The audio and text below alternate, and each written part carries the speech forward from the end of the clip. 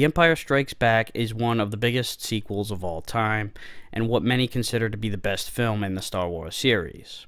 It was released in 1980, so when Parker Brothers had a Star Wars video game in the pipeline 2 years later, they decided to base it on Empire since it was the more recent movie.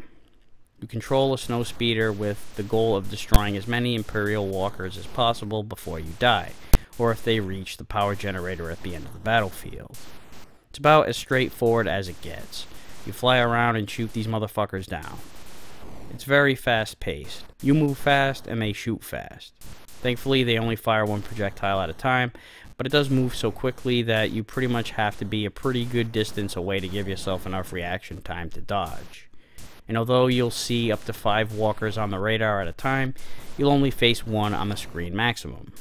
On the other hand, these bastards take so many hits to kill, 48 to be exact, that it's too tempting not to fly in and get closer to get more shots in. You just gotta remember to back off before it fires. So you gotta have a rhythm down for this.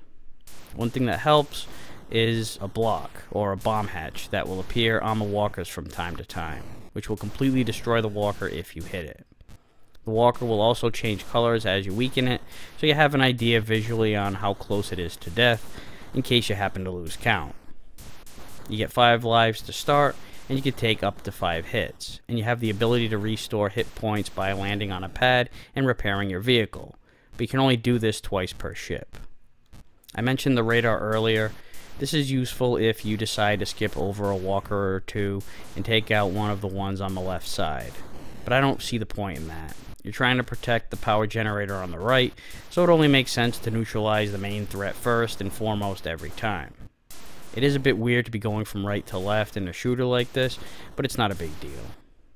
I gotta say that Parker Brothers did a good job with the visuals. The graphics aren't mind-blowing, but everything is essentially what it's supposed to be. The Imperial walkers are recognizable, and the backgrounds, while minimal, resemble the icy terrain as much as they need to. The difficulty increases as the game goes on, with the walkers moving faster, firing faster, and their aim improving. But thankfully, the amount of hits to kill a walker stays at 48. That's plenty. There's not a lot as far as game variations go, but you can essentially skip levels by changing the game number to match the point in the game where these difficulty increases take place. And the difficulty switch toggles the size of the landing pad.